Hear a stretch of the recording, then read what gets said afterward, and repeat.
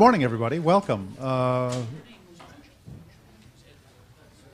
going to get started. Okay?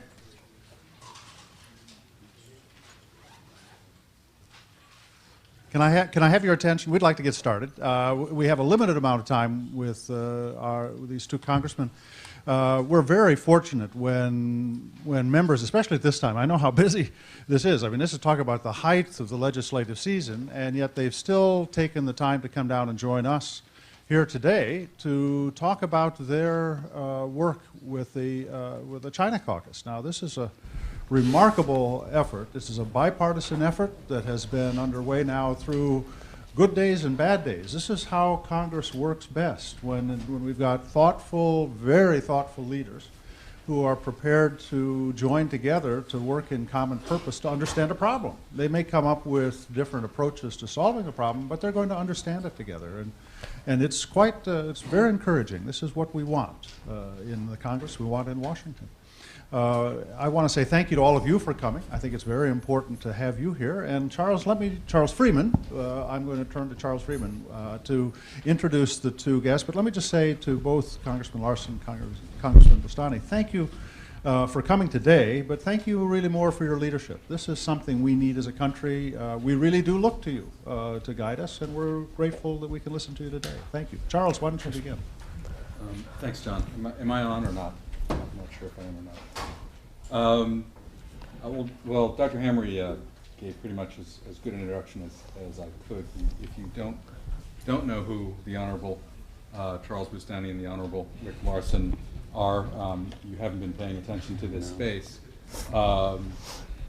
They are co-chairs of the China Working Group, which has really done something pretty remarkable in the sense that there has always been in Washington a relative dearth of understanding of the U.S.-China relationship, and in Congress that has been a clear vacuum. And these gentlemen have stepped into the breach and really been both thoughtful, creative, and really curious about the relationship, and have really been studious in trying to understand what's going on both between us and in China. And I think have developed an expertise that not only serves their constituents well, but serves us as Americans very well. It's Congressman Rick Larson, sixth term from the state of Washington. Charles Boustany, fourth term from the state of Louisiana. And it's not often that you get to introduce two people with the honorific honorable in front of your names and say they're also a couple of really good guys, but I do want to add that, if I can be so bold. What they're going to do is spend 5 or so minutes with brief comments, and then we really want this to be a discussion, and that doesn't mean that I'm going to sit up here and play Oprah. Well, I guess I'm dating myself now. Play talk show host with them, but I really want to open it up and have a discussion. They're back very recently from a trip to China, saw some pretty interesting things, met with some pretty interesting people, and so are really at the cutting edge of what's happening in the relationship right now. Let me, we don't have an order for this, so let me turn to Congressman Boustany first and then to Congressman. Well, thanks, Charles. And John, we appreciate this invitation to be here. Our trip occurred in the last week of April, which was a very interesting time to go because it was just before the SNED and subsequent high-level military-to-military discussions that occurred here in Washington, D.C. And we traveled to 4 cities, started off in Beijing, had high-level meetings there, which included Dai Bingguo, Wang Xishan, Li Wanchao, and also an unprecedented meeting with General Chen Bingde over at the PLA. We then traveled to Qingdao and visited the North Sea Fleet University there, toured a submarine, a Song-class submarine, and the submarine school. Then Chengdu, where we went to the aviation facility, visited the university, and also went out into the countryside to see some of the earthquake damage, and then ended up in Shanghai. And let me just make 3 basic general observations because we want to save a lot of time for Q&A. First of all, in the meetings, many of them went way beyond the allotted time that we were given. and there was a little bit more free-flowing discussion than some of the meetings I've been a part of here in Washington with Chinese leadership. But one of the common or dominant observations I had about all of this was that they are much less confident right now than they were 12 to 18 months ago. There's a great deal of anxiety among Chinese leadership, specifically with what's going on with their economy and many of the internal problems that they're experiencing. And the situation in North Africa and the Middle East is creating a great deal of consternation for them with regard to the potential political ramifications that could occur in China as a result of all this. There's almost a sense that things could be spinning out of control as they look to 2012 and the political change that's going to occur in China. The second observation I would make is that with regard to the military relationship, they seem to be willing to talk now. And the question is this one of those cyclical things, or is it something that can be sustained and that we can grow and develop and build on? There's also, among the military hierarchy that we met with, anxiety and concern about what's going on in the Middle East. What's the U.S. role? Are we fomenting this? And they seem incredulous when we mention that. No, we're trying to react to these events just as you are. The final point I want to make is that they are now beginning to recognize the importance of dialogue with Congress, and they're realizing that Congress is an important branch of the U.S. government, and that many of the demands that they're making on us need to be run through Congress, and that they need to develop relationships with members of Congress.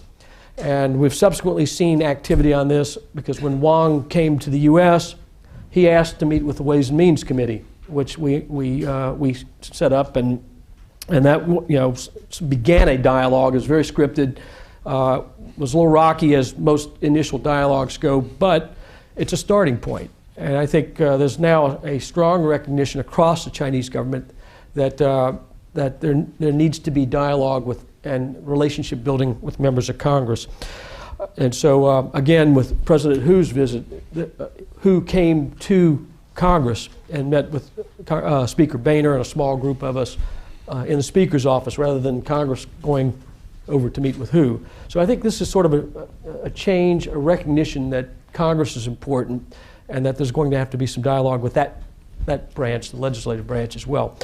And with that, I'll turn to my colleague and co-chairman of the U.S.-China Working Group, Rick Larson.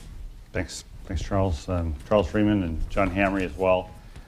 Thank you for the chance to come back and speak to you all again about China. I think 2 years ago, Mark Kirk and I were here. The room was set up a little differently. But we were here 2 years ago to talk about the trip that we had just taken, which we at the time had billed as our Global Recession Tour 2009 of China, in which Mark and I went from Hong Kong, Guangzhou, and then up into Shanghai, Beijing, and Tianjin to look at China's response to the global recession.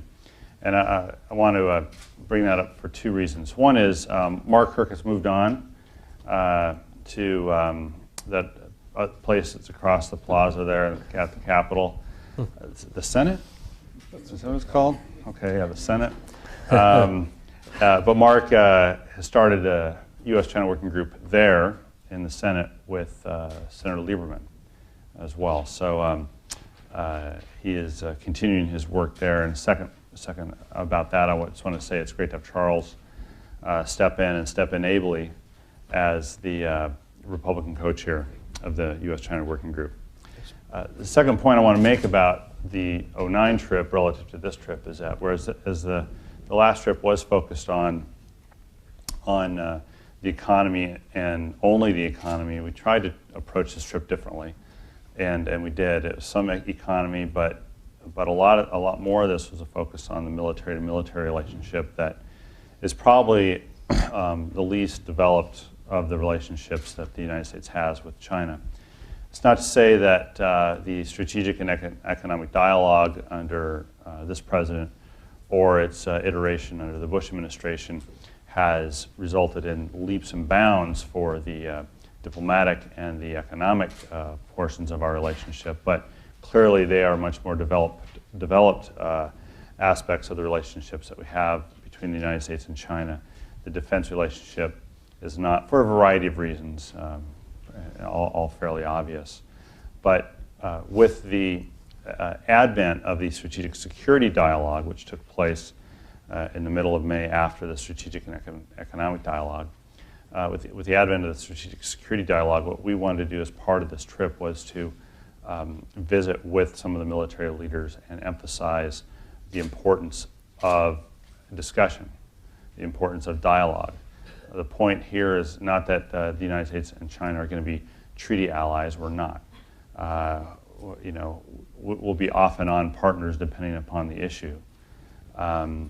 But the main point is to have some mechanisms where the United States military and the PLA can have conversations, can have dialogues, and even have someone to call in the event something in the world happens between our two countries, or in the event something happens in the world where our two countries can participate together with either just those two countries or with any other set of countries on whatever that issue is.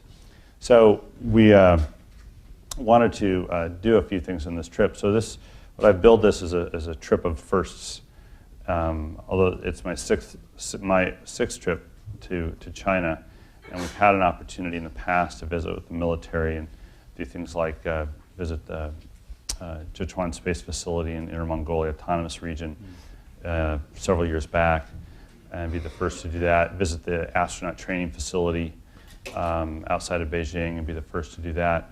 This trip was important in a couple respects in terms of being a trip of first. We were the first foreign civilian delegation to be allowed onto a Song-class submarine, Hull 238.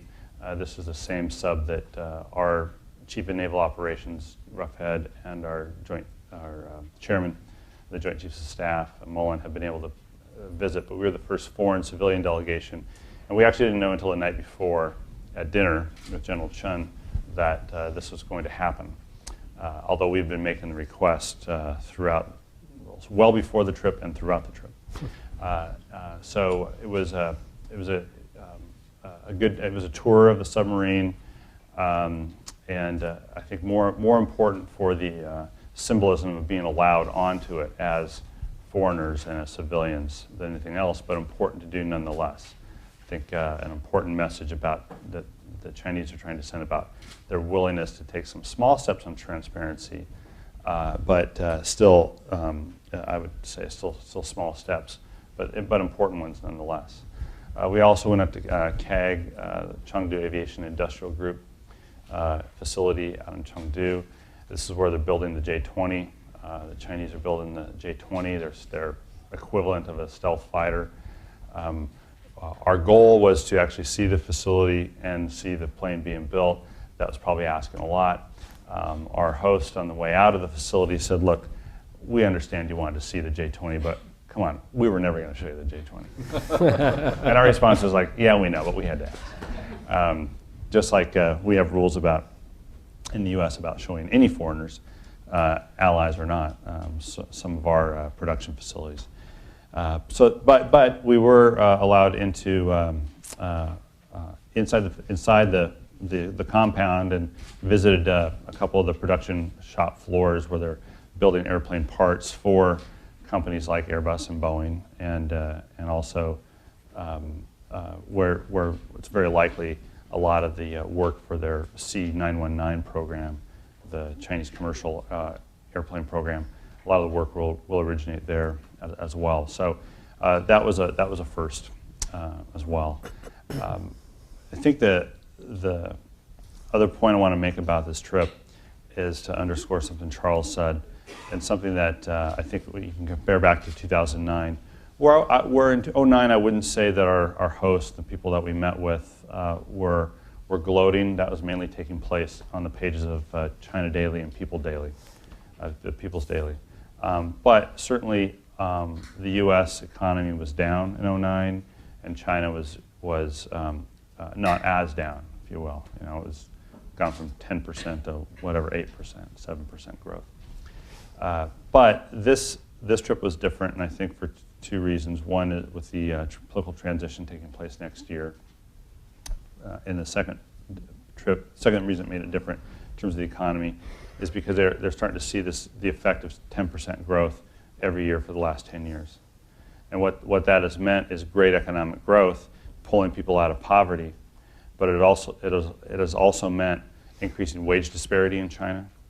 It has increased internal migration in China from the rural areas to the urban areas, causing some significant concerns in the larger cities and larger cities, causing the leadership in the country to ask, what do we do about this? And as a result of that concern, then you have the inflation that comes with what's going on as well. You have questions about stability. And if there's one thing that, at least in my assessment, that the Chinese Communist Party will not tolerate is instability. And so we were told very point blank that the next 5-year plan will plan on having a 7% growth target, not a 10% growth target. In other words, slowing things down a bit so that the Chinese leadership can get a handle on the last 10 years of massive growth. Because my assessment, my personal assessment, is that they are assessing that they've lost a little bit of that handle. And so as a result of that, combine that with the political transition where you have new leaders coming in, you're going to see a little bit more of China looking inward instead of outward over the next several years. And then having said that, there's still the 5-year plan, and both the 5-year plan and the comments from Chinese leaders is that they will be rebalancing their economy. I think that the most telling comment was from Wang Qishan when he visited with us here in D.C. At least the way it was translated to us was that the export orientation is a thing of the past in China. The export orientation is a thing of the past. That's how it was translated to us. Not that exports won't be important. They will still be important. Any country needs to have exports in order to grow. It shouldn't be a question for any country. But having exports lead that growth in China is probably going to be less important in the future, and there's a commitment in the 5-year plan, and certainly a commitment from the rhetoric of the leaders in China as well for more of that consumer-led, domestic consumption-led growth, that rebalancing term that we use, that the Chinese use in translation for their economy. So I still think still going to see that as we move forward. So those have implications for how we look at China, and we can chat a little bit about that as well. Thanks. There's a lot of material there. Let me ask one of the narratives that China watchers have been hearing from the Chinese for a while now is the conviction, particularly from the military side, that U.S. strategy towards China is fundamentally one of containment. That our alliance structure with Japan and Korea, our arms sales, another relationship with Taiwan, the increasing activity with respect to ASEAN and China's neighbors, and what we're doing with India and South Asia is all about isolating and containing China, and that therefore Chinese external strategy has to fundamentally be one of confrontation. How did that come up? Was that part of the discussion, or was that background to some of the discussions with either the PLA or otherwise? This was a common theme with Dai Bingguo, with General Chun as well, and they're quick to point out we have military facilities around the world. They don't, and they do think that we're trying to contain China, despite the fact that we pushed, for open seas, open navigation, trade, and so forth. We expressed very strongly that in the South China Sea we have allies, we have trading partners, and we want to see freedom of navigation, and yet they feel threatened. They feel that their sovereignty is threatened, and they have continued to push back, saying that we are seeking to contain them. Mm-hmm. And so this is an area that we need to continue to explore. That's why I think the military component of the relationship, which as Rick said, lags behind our economic relationship, is something that we need to continue to develop and as an ongoing type of dialogue. If Asia writ whole, country by country, was a democracy, where every country had a vote, okay? And the vote was put to the countries in Asia, should the United States be in Asia or out of Asia, we'd probably win 90-1, or however many number of countries. The point I'm making is that my assessment is that most countries in Asia want the United States to be part of Asia, and we will. I'd also say that if they didn't want us to be part of Asia, we can't help it. We are a part of Asia. We're on the Pacific Ocean. And so that's the first thing I'd say. The second thing I'd say is it's always struck me about being as a member of the Armed Services Committee, it's always about us. So when we have testimony and talking about countries of the world, any country or anything we're doing in the world, it's always about us. So I'm not surprised that China sort of looks at the United States relative to China. But there are a lot of other countries in Asia other than China as well. And again, those countries want a relationship with the United States, and we want a relationship with them, and we want a relationship with China. The third thing I'd say is that what are we doing differently there relative to China that we weren't doing 20 years ago? Mm-hmm. Nothing. That's right.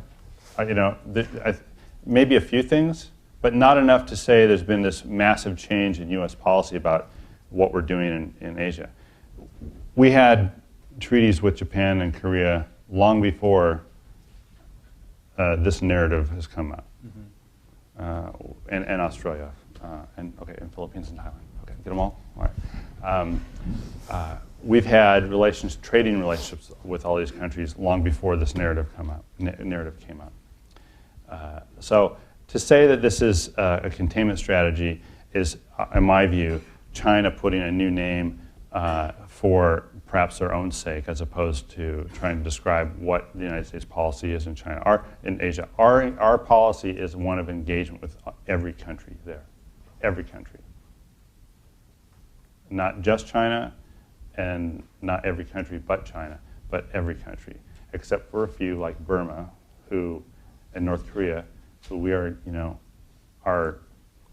going to be steadfast with our friends and partners and allies in that part of the world, to be sure that we all work together to get the effect and the result that we want from those countries. But everyone else, our policy is engagement, and it's not containment.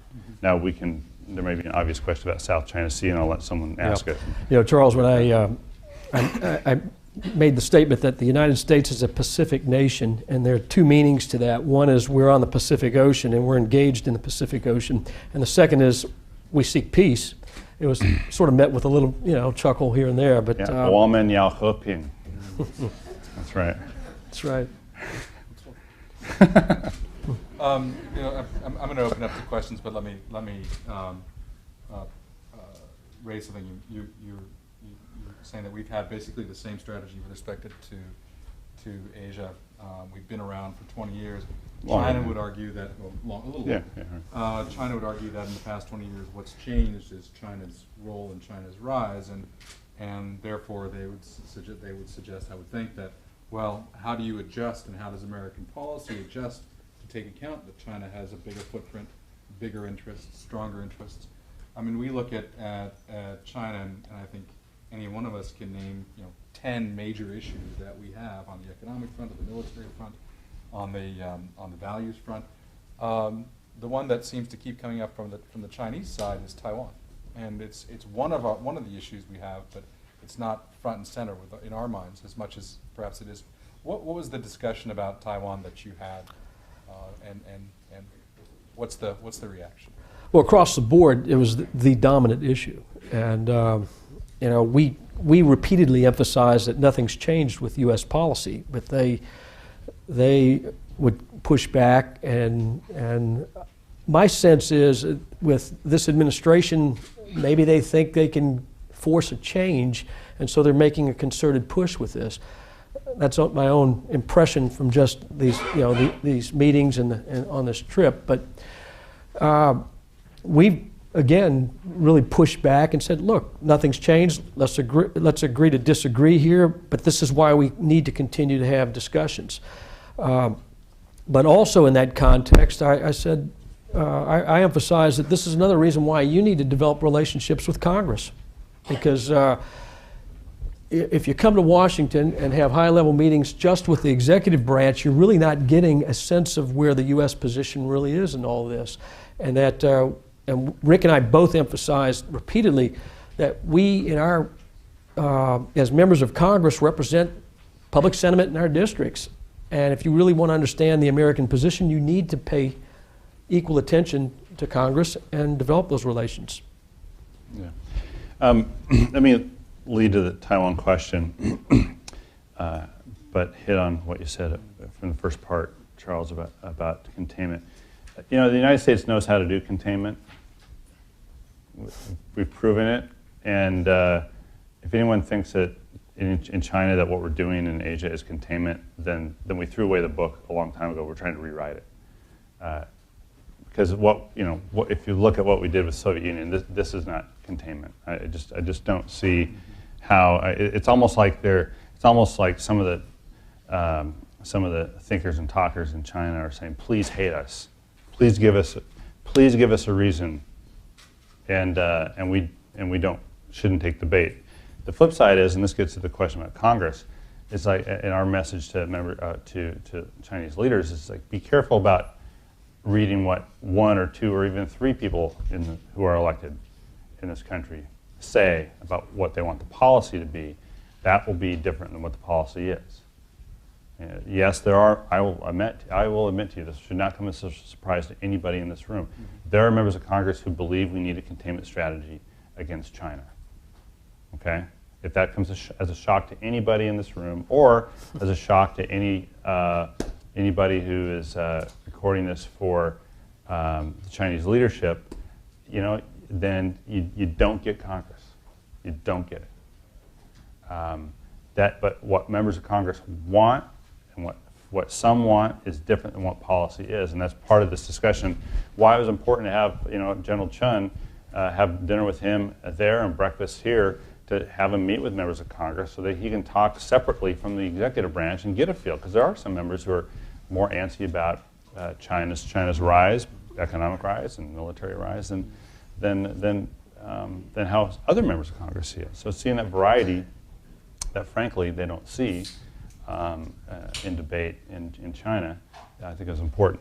With regards to Taiwan, we were very clear that, you know, we have a one China policy, and any resolution to that issue is going to be, you know, through diplomacy and dialogue. We like stability in the U.S. likes stability in that area of the world, and but they're still obviously very fired up about Taiwan arms sales. They're willing to shut off any further discussions between our two militaries, formal discussions between our two militaries, because of the last arms sales deal. I think we're getting some mixed signals about a prospective Taiwan arms sales and what that might mean from China's perspective. Is it a matter of quantity? Is it a matter of quality that is a problem? Is it a matter of doing it at all that's a problem? I couldn't tell you today what the answer is to that. Again, speaking from how the Chinese would see it, I don't know how they would see it and what criteria they're using. But I will say this: I'll use this as an intro to South China Sea. You know, at our breakfast with General Chun, we talked a little bit about Taiwan. Talked a lot more at our dinner in Beijing about Taiwan. About 70% of the conversation, and the final 30% of the dinner was wonderful. The South China Sea, what we think we're doing there, we think we have the right to do. I think we're within international legal norms to do. China does not. And I think at breakfast, General Chun put more an emphasis on the potential problem that could exist between the U.S. and China based on activity in the South China Sea, more so than an arms sale. Thank you. We've got standing mics up here, unfortunately, so we're going to make you do some exercise. Please come up and with questions and ask. And I want to encourage everyone, even those that are stuck in the middle, you know who you are, to come forward. But let me, while people are lining up, and I know you will, let me ask a couple, just a final question. And Congressman Larson, you touched on this, and Congressman Boustany, you mentioned it as well. That anxiety, that sense of nervousness that's palpable, that you described, whether it's about domestic economic issues or military issues or otherwise. We're certainly seeing and getting reports of increasing that nervousness translating into a bit of a heavier hand of the state on civil society, on journalism, on certainly with the arrest of people like Ai Weiwei and others. You're seeing a little bit of a step up in kind of what we would consider to be challenges to our notions of human rights. What role does human rights play now for the U.S. With respect to China, and where do we go given this kind of anxiety? Human rights will always be a plank of U.S. foreign policy. This goes back to the roots of in the late 1800s and developed over time. And so it will always play a role in U.S. foreign policy, and it will, as a result, play a role in our conversations with the Chinese leadership. What I think that with regards to the recent higher profile arrests of people like Ai Weiwei, and with the harassment of U.S. journalists and the harassment of Chinese nationals who are working with U.S. journalists,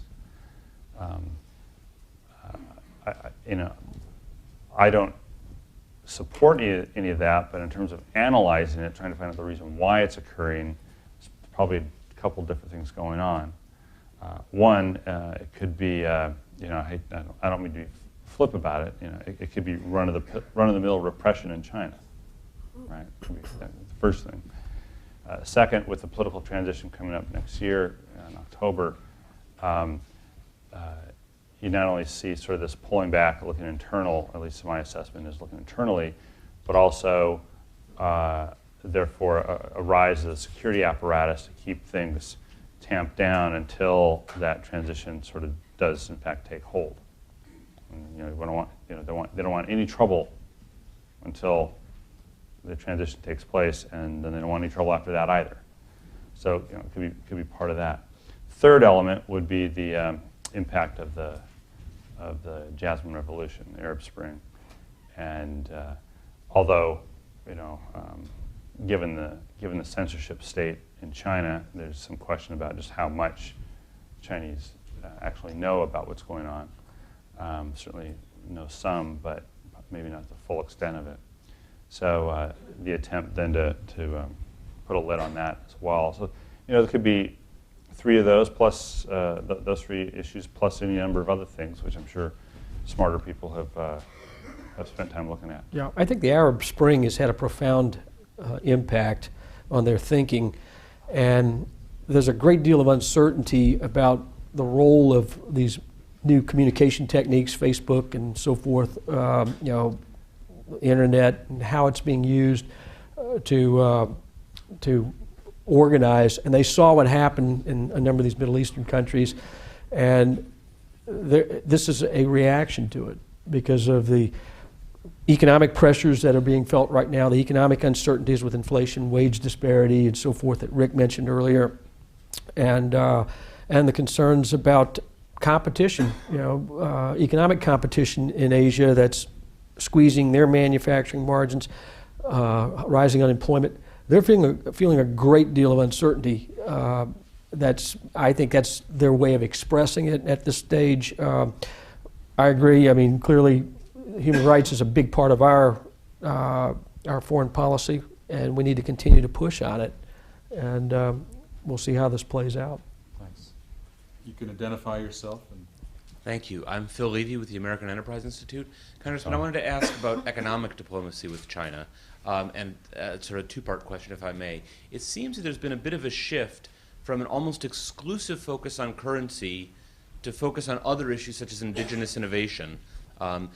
So question number one is it fair to say this has something to do with changing pressures coming from Congress, exactly what you referred to, that is not purely the executive branch, but you've had, for example, Chairman Camp and Chairman Brady say that they were not as interested in pushing a currency bill.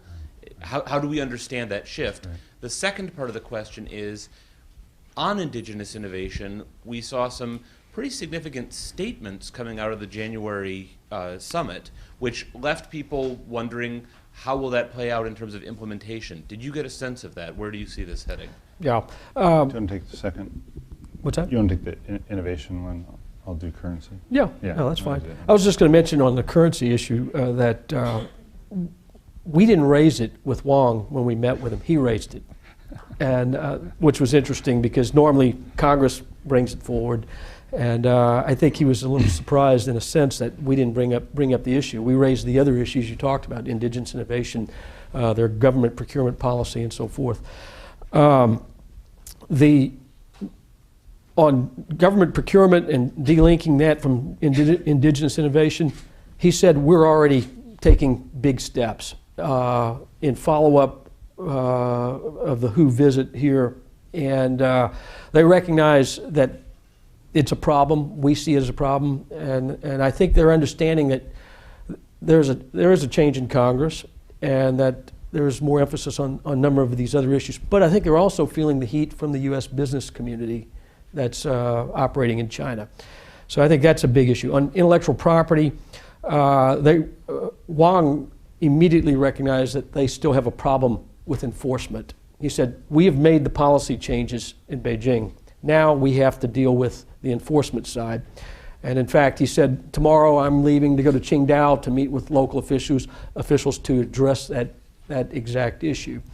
So I think we're starting to see a maturation, in a sense, of our economic dialogue, and it's a healthy development, and we need to continue along those lines.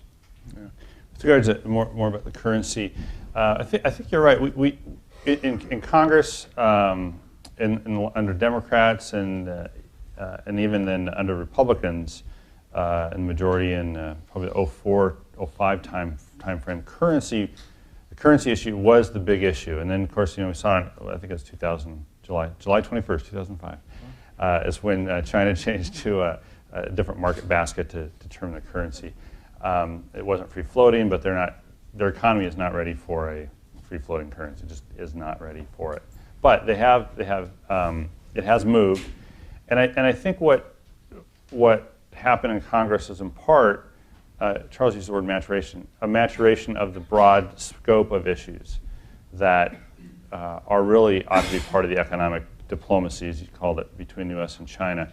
And a lot of these things were being shoved aside or not able to get air because a currency was taking up so much air, taking up so much oxygen. It helped that the U.S. business community in China was making that case because they were dealing with indigenous innovation, dealing with national champions issues, dealing with IPR and so on. So making that case to Congress. It helped that the currency, China's currency, did start to appreciate. And frankly, I think that there's a very clear signal to most members of Congress that the currency is appreciating, maybe not as fast, but it's appreciating, and part of that is because of inflation, frankly, in China as well. So I think it's a combination of those things. But it gets back to what I always tell folks when I talk about China. We don't have a relationship with China. we have many relationships with China. And some of them are good, some of them are bad, some of them are in between at various levels. And then you can look at the economic issues that we have with China and make the same, take that subset and make the same statement about those issues. And if we just focus on one to the exclusion of others, man, we are letting our own country down by doing that. So we have to have a broad portfolio of issues, which is reflected. It was reflected in the SNED. It's reflected in the strategic economic dialogue under the Bush administration as well. I have a feeling we're going to go back to the Taiwan question, but before we do, really quickly, let me follow up. Great, I'll spend the 70% of the remaining time talking about it. No, go ahead. Just really quickly to follow on the economic side. Wang Qishan and others are no longer purely defensive on the economic side and talk a lot about export controls, investment restrictions in the U.S. and others. How did those issues come up, and how do you respond to the notion that we are a closed economy? First off, you say no, we're not. Sort of start there.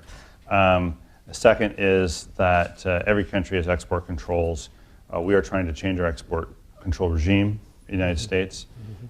Fewer products with higher walls around those products. That's where we want to go and where we ought to go. And there's bipartisan support for that. So that's the second. Third, with regards to investments in the U.S., there's just no question that there have been high-profile investment attempts into the United States by Chinese-based companies, and but that have been stopped. There have been plenty of investments by Chinese-based companies on a smaller scale that are continue today. There's probably several going on today as we speak in this room. So I think that the investment question is sort of a mixed bag. But what I told the Chinese leaders that I met with, and I've said this since I've come home, so look, there are serious questions about some of the transparency of some of the companies who are seeking investment in the U.S. We don't play that game. If you want to know about a company in the U.S. trying to make an investment in China, you know exactly where to go to get all the information you need to know about these folks. That doesn't exist with not every company, and I'm saying that, but it doesn't exist with some bigger companies in China. That's a problem. So if you want to play by rules that everyone plays by, then you have to play by the rules that everyone plays by. When they talked to us about barriers to market access and direct investment into the U.S., I pointed out that, yes, we had high-profile cases such as CNOOC back in 2005 and others like that. But I also pointed out that recently we saw 1/3 investment in a shale play with Chesapeake Energy. And there was nary a cry out of Congress or anybody else here. And so I said, we're understanding, as we develop our understanding of our relationship economically with you, we're gaining a little more trust here. As long as there's transparency and we understand what's going on, we're not going to throw up barriers to direct investment here in the U.S. But they always raise the issue of export controls, and Rick and I both emphasize we know we have a problem with it. We're looking at it, but we also at that same time would throw back in their faces the issue of intellectual property protections, because this is a huge issue, and a lot of the problems are not so much on the security side. And granted, there are some with dual-use technology, but a lot of it's just concern about the protection of intellectual property. And so I think as they start to understand our thinking on this and they evolve theirs, it's helping. And I think their opening of economic relations to a greater degree of integration with Taiwan is having a positive effect in that area as well. So, this is going to continue to evolve. Again, it's a maturation of the economic relationship. Thank you. Great segue into Taiwan. Thank you, John Zhang with CTI TV of Taiwan. I'd like to come back to the Taiwan arms sales thing. When General Chen was in Washington, he was never shy about his strong opposition to arms sales to Taiwan. But at his joint press conference with Admiral Mullen, he said that during his visit to Capitol Hill, he heard your colleagues, some of your colleagues, expressing the sense that it's probably time to revisit or revise the TRA, the Taiwan Relations Act. I want to hear from you, how did the conversation on Taiwan or Taiwan arms sales go during your meeting with General Chen? Did you hear any remarks, or did you sense any sentiment in Congress about a revision of the TRA? Thank you very much. Well, I would say, you want to? No. Yeah, that's the short answer. Go ahead. Yeah. First of all, we emphasize that nothing's changed in U.S. policy, and there's been no discussion about changing anything with regard to the Taiwan Relations Act. I don't know where General Chen picked up on this. Maybe we'll blame it on Mark Kirk. What do you think? Yeah, that's right. We'll do that. But no, we're not going to do that. But We're joking. Joke. That's a joke. Nothing's changed, and there is no discussion in the halls of Congress about making any revisions to this. U.S. policy has not changed, and the nature of the weapon sales are still basically defensive in nature. And this is an area where U.S. policy continues, and we'll continue to have dialogue with our Chinese counterparts on it. But I don't know where General Chen, maybe he's trying to push a button to see what happens, but nothing's changed. Rick? Yeah, that would be my assessment. I think it's more said out of hopefulness. Mm-hmm. Maybe there's a mistranslation. I don't know. Yeah. But I'll stand by my no. Hi, my name is Lucille Wolf, and I am a healthcare consultant based out of Hong Kong. And prior to this, I worked at the U.S. Embassy in Beijing. And I just wanted to go back to what you were talking about in your introduction when Wang said that export orientation is a thing of the past. But then later in the first question for the Q&A, you said that there were positive strides on policies such as indigenous innovation and IPR. But those policies were made in part because they're trying to help their domestic economy. So was there any discussion with those two issues together, export orientation being a thing of the past, but how are they going to work on these international issues that are clearly of interest to the U.S. but still do their domestic development? Well, I think they clearly understand that there needs to be a balancing, and there's going to have to be a rise in consumer spending in China. And so I think that's part. Again, we're working through translators, so it's hard to know what exactly he meant by that.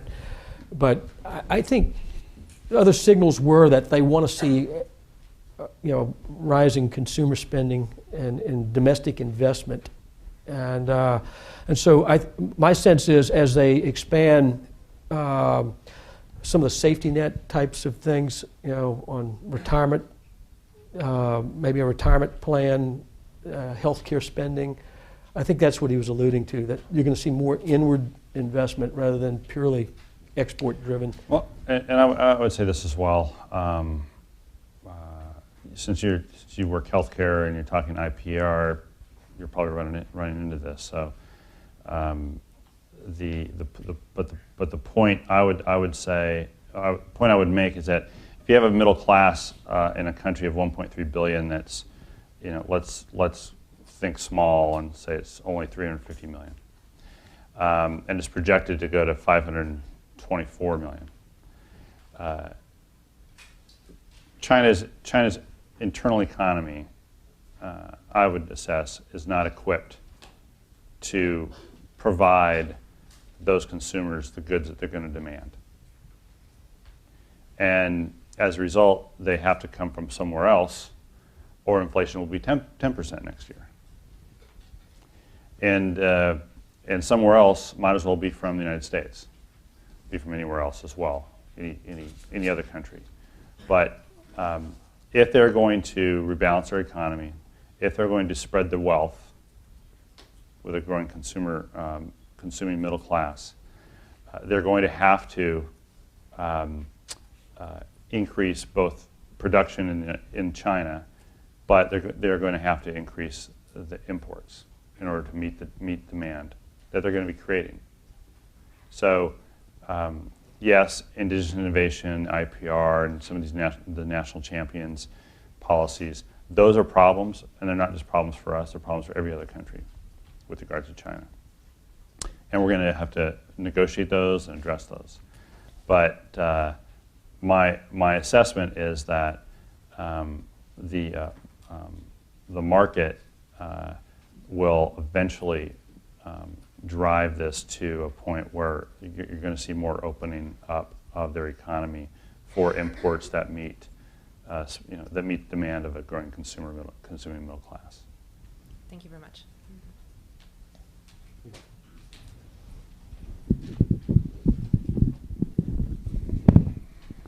Hi, I'm Jeannie Nguyen with Voice of Vietnamese Americans. My question has many small parts, but it actually aims at the national interest of the U.S. The first question is about Vietnam and the South China Sea. You mentioned that the South China Sea came up in the discussions many times. How about the issues of Vietnam relations between the U.S.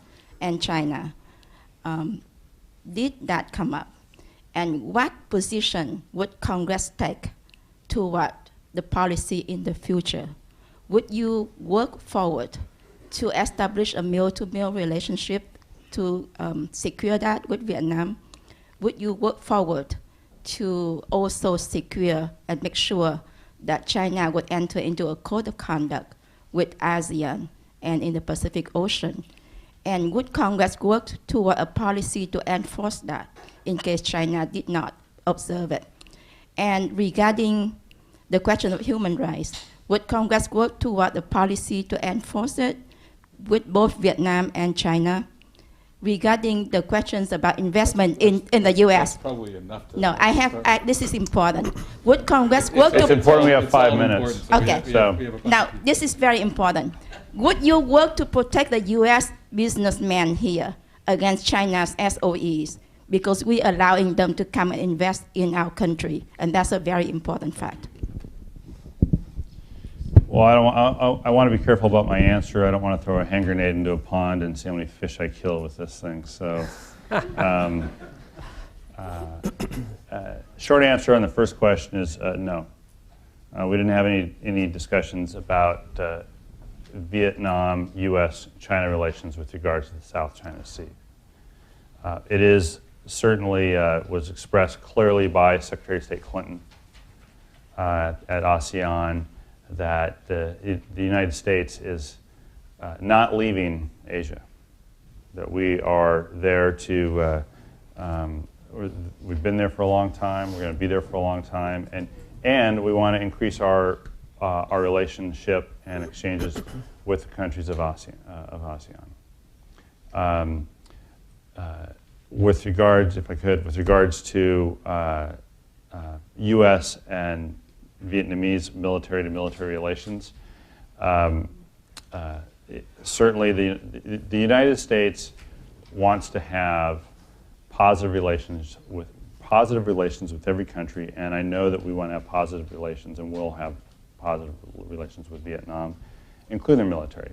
Now, there are folks in the U.S. Congress who have issues with Vietnam with regards to human rights, and those issues in Vietnam with regards to human rights may be a stumbling block in negotiations on the Trans-Pacific Partnership, of which the United States, both the United States and Vietnam are party to, or are party to discussions. And so, rather than sort of today throw Vietnam into this bowl with U.S. and China, maybe there ought to be a different discussion first about U.S. and Vietnam and getting that story straight between the countries before we start adding a lot more other complicating factors. I would just say you raised a number of very important questions, and we would be premature in trying to offer answers to those questions at this time. One interesting point in a conversation with General Chun, and I think some of it was lost in translation, I talked about the fact that China is now becoming more operationally active, clearly in the South China Sea, Indian Ocean, Mediterranean, the situation in Libya and so forth. And so purely from an operational standpoint, not strategic, but operationally, should we have more lower level military to military dialogue, for instance, between the PLA Navy and CENTCOM, PLA and AFRICOM, in addition to some of the dialogue going on between the PLA and PACOM. And General Chun immediately pushed back and said, we don't have military bases, you have a different model than we do. I don't think he understood that I was not speaking in strategic terms, I was speaking really on operational terms. And I think that's kind of where we are right now. We have a lot more of that kind of discussion. The sovereignty issues, clearly they're very assertive on sovereignty and mineral rights issues in the South China Sea. Very complex issues. And I think it's premature to try to, for the U.S. to try to dig into that. But through some of these multilateral approaches that we're using, that will be the ideal fora.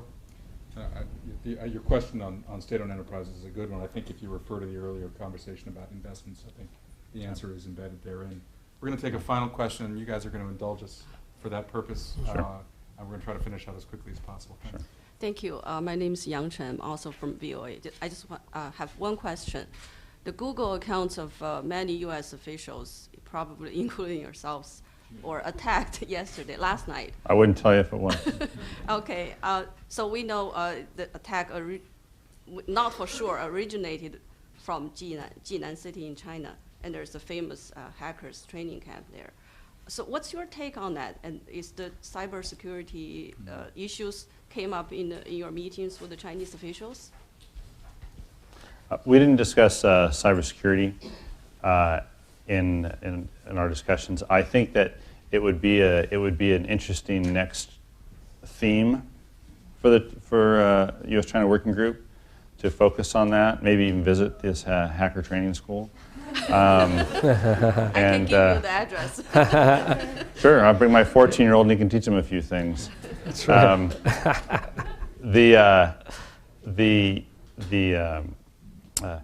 This is extremely serious, and it's a serious issue because it is sort of taking the concept of a non-state actor into the internet. And how then does a country deal with that? 2 days ago, the Wall Street Journal had a story, and then it was covered the next day by other papers, had a story about how the Pentagon may start to consider looking at cyber attacks, that is, as acts of war. Well, is it an act of war if it's not controlled by the government, where these folks are? Is it an act of war if it is controlled by the government where these folks are? So these are obviously extremely serious issues. Now, frankly, I don't have it. I may be the only person in the world. I don't have a Gmail account, so I actually wasn't hacked into. I can assure you, because I don't have one. So, but I guess the bigger point is how do we adequately address these if they're what in the grand scheme of things is called a non-state actor versus a concerted government policy of flooding a computer network in order to shut it down as an act to create another effect. Think of Lithuania or Latvia, which country was it? Estonia, one of the Baltics getting flooded. So I guess the follow-up question would be. We actually let's give Congressman. There's no follow-up questions. And there's no follow-up questions. Yeah, I would just say it's clear. This is clearly a very complex issue, and I know the executive branch has clearly looking at policy options and policy development in that area. Congress is also looking at it, and I do know that we have a working group in the halls of Congress looking at, you know, what should our policy and what kind of legislation do we need to implement these policies? What will it look like? But we're in the very early stages of that. The only other thing I would say is that it was on the agenda in the defense consultative talks, but I don't have any background on what depth, to what depth this was covered in those talks. But this is a nascent area and something we're going to all have to pay a whole lot more attention to, and clearly a very complex area. We don't have answers now, but certainly there's a great deal of interest. I would just quickly note, all countries are going to have to look into this, and all government officials from all countries are going to have to be concerned about this. I want to thank everybody. We've already kept them past the witching hour, and if we keep them any longer, they're not going to come back. So let me please join me in thanking Honorable Charles Boustany.